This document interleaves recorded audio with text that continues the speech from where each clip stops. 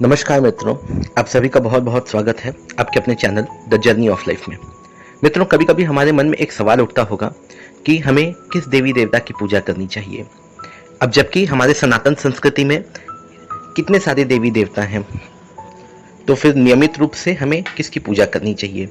कोई हनुमान चालीसा का पाठ प्रतिदिन करता है, कोई महामृत्युंजय मंत्र का जाप कर रहा है, कोई कुछ, ठीक है, बहुत सारी चीजें हैं। तो कोई दुर्गा सप्तशती का पाठ भी करता है।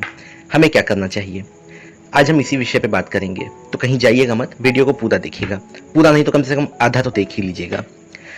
मित्रों, अगर हम सनातन संस्कृति की बात करें, जिसे हम हिंदू धर्म भी कह सकते हैं, वैसे मैं इसे सनातन संस्कृति ही कहूंगा। अच्छा, देखिए मित्रों, सनातन संस्कृति में इतने सारे देवी देवता हैं। हर एक देवी देवता की अपनी एक विशेषता है, ठीक है। अगर मैं भगवान विष्णु की बात करूं, क्योंकि भाई वो सृष्टि के पालनहार हैं, तो अगर आपको ऐसा लगता है कि आपके जीवन में कुछ रुकावटें हैं, अगर आपको ऐसा लगता है कि आपके जीवन में कुछ बुरे कर्मों का फल आपको मिल रहा है, तब आप क्या करेंगे। ऐसे में आप भगवान विष्णु के मंत्र ओम नमो भगवते वासुदेवाय नमः का जाप करेंगे। प्रतिदिन कीजिए और करके देखिए इसे। मेरे कहने पर आप इसे कम से कम 40 दिनों तक करके देखिए।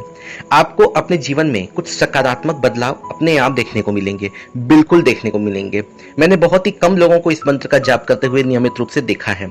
ज्यादातर लोगों को मैंने देखा है कि वो हनुमान चालीसा और बहुत सारी चीजों का पाठ करते हैं। वो भी अपनी जगह पे सही है, मैं उसे बुरा नहीं कहता।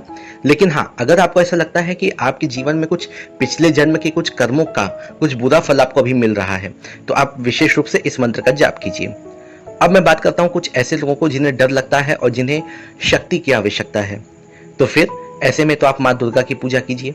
माँ दुर्गा के किसी भी रूप की आप पूजा कीजिए, माँ जगदम्बे की किसी भी रूप की आप पूजा कीजिए। आपको अवश्य ही आपके डर पे विजय प्राप्त होगी, बिल्कुल होगी, ठीक है। इसके अलावा नवरात्र पढ़ते हैं, नवरात्र में विशेष रूप से आप व्रत रखिए और उनकी पूजा आराधना कीजिए, पाठ कीजिए। कुछ उनके मंत्र हैं, जैसे कि नवायण मंत्र है, उसका भी जाप आप कर सकते हैं, नियमित रूप से भी कर सकते हैं, कोई बड़ी बात नहीं है इसमें, करिए, बिल्कुल करिए। इसके अलावा मित्रों, अगर आपको ऐसा लगता है कि आपके जीवन में बहुत सारी परेशानियां हैं और आप उन परेशानियों से निकलना चाहते हैं, विशेष रूप से अगर आप स्वास्थ्य संबंधित परेशानियों से घिरे हुए हैं, तो ऐसे में आपको महामृत्युंजय मंत्र का जाप प्रतिदिन करना चाहिए। कुछ लोग तो इस मंत्र का जाप इसलिए भी नहीं करते हैं क्योंकि उन्हें यह लगता है कि यह मंत्र काफी बड़ा है, मगर फिर भी मैं आपको कहूं कि अगर आप इसका एक माला जाप भी करेंगे तो मेरे ख्याल से 15-20 मिनट या बहुत होगा तो आधा घंटे का समय आपको लगेगा। लेकिन इस मंत्र का जाप आप करेंगे तो आपको आपके स्वास्थ्य संबंधित जितनी भी परेशानियां हैं उनसे मुक्ति मिलेगी। अब मैं बात करता हूं हनुमान चालीसा की। कब करते हैं, जब हम किसी कष्ट में या किसी बहुत बड़े संकट में फंसे हुए हों। क्यों? क्योंकि हनुमान जी को संकट मोचक भी कहा जाता है, संकट मोचन भी कहा जाता है, ठीक है। तो जब आप किसी संकट में हो तो अवश्य आप उनको याद कीजिए, हनुमान चालीसा का या हनुमान अष्टक का या बजरंग बाण का पाठ कीजिए। बिल्कुल आपको त्वरित सहायता मिलेगी हनुमान जी की तरफ से। मित्रों, अब मैं अगर सनातन संस्कृति से हट के अगर मैं दूसरी संस्कृतियों की बात करूं, चलिए मैं बौद्ध धर्म की बात करता हूं। बौद्ध धर्म में जो भगवान बुद्ध हैं, ठीक है, इनके मंत्रों का आप जाप कीजिए, जैसे ओम माणि पद्मे हुम। अगर इस मंत्र का आप जाप करते हैं तो आपकी विशेष इच्छाएं तो पूरी होंगी ही, आपके मन से किसी प्रकार की जो नकारात्मक जो सोच है, जो विचार हैं, वो धीरे धीरे खत्म होने लगेंगे।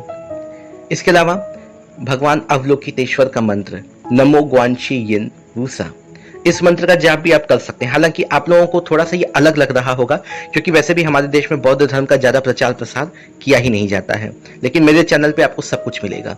मेरे चैनल पे आपको सभी धर्म के बारे में थोड़ी थोड़ी जानकारियां अवश्य मिलती रहेंगी। तो आप भगवान अवलोकितेश्वर के मंत्र का जाप भी कर सकते हैं। इनके मंत्रों का जाप करने से आपको अपने जीवन में बहुत सारे सकारात्मक बदलाव देखने को मिलेंगे। हाँ, बस ये है कि धर्म आपके रास्ते में आड़े नहीं आना चाहिए। अगर आपको ऐसा लगता है कि नहीं, मैं किसी दूसरे धर्म के किसी देवी या देवता की पूजा नहीं करना चाहता, तो ठीक है, बहुत सारे हमारे सनातन संस्कृति में भी बहुत सारे देवी देवता हैं, उनकी ही पूजा कीजिए, कोई दिक्कत नहीं, कोई परेशानी नहीं है यहाँ पे। अब इसके अलावा मैं जैन मंत्रों की बात करूं तो इसमें जो सबसे महत्वपूर्ण है वो है ओम नमः सिद्धम। मेरे ख्याल से इस मंत्र से तो किसी को कोई दिक्कत होनी भी नहीं चाहिए। आपकी अगर कोई विशेष इच्छा है, कोई मनोकामना है, तो उसे ध्यान में रखते हुए अगर आप प्रतिदिन इस मंत्र का जाप करें 1 महीने तक, तो हो सकता है कि आपकी इच्छा पूरी हो जाए या आपको अपनी इच्छा के अनुसार कुछ चीजें, कुछ संकेत आपको देखने को मिले। ये आप देखिएगा करके तो आपको खुद ही पता चलेगा। अब चलिए मैं ईसाई धर्म की बात करता हूँ। कान खड़े हो जाएंगे कुछ लोगों के, बिल्कुल होंगे, ठीक है, लेकिन कोई बुराई नहीं है मित्रों। अगर मैं मानूं तो प्रभु ईसा मसीह वो भी एक महापुरुष थे, ठीक है, अपना जीवन उन्होंने भी बलिदान दिया, प्रेम और समर्पण की भावना उन्होंने, उसका ज्ञान हमें दिया। तो ठीक है, अगर इनकी भी कुछ प्रार्थनाएं, क्योंकि इनकी प्रार्थनाएं बहुत बड़ी नहीं होती हैं, 1 से 2 मिनट की होती हैं। यह मैं आपको ये नहीं कहता हूं कि आप ईसाई धर्म को अपना लीजिए, बिल्कुल नहीं।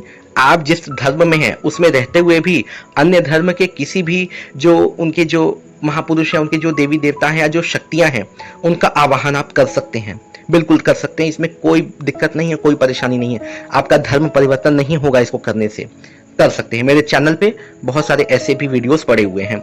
तो मित्रों, उम्मीद है आपको ये वीडियो थोड़ी सी भी इंफॉर्मेटिव लगी होगी, थोड़ी सी भी आपको इससे जानकारियां मिली होंगी। धर्म को कभी भी आड़े नहीं आने देना चाहिए किसी भी चीज में, क्योंकि अगर परमात्मा ने इतने सारे धर्म बनाए हैं तो कुछ सोच समझ के ही बनाया होगा। अगर समय समय पर हमारे धरती पर सदगुरुओं ने या इतने महापुरुषों ने जन्म लिया है और उन्होंने अगर कुछ बातें अच्छी कही है तो उसे हमें अपने जीवन में जरूर अपनाना चाहिए। और एक काम आपको और करना चाहिए, मेरे चैनल को सब्सक्राइब कर लेना चाहिए। तो चलिए मिलते हैं हम अगली वीडियो में। धन्यवाद मित्रों।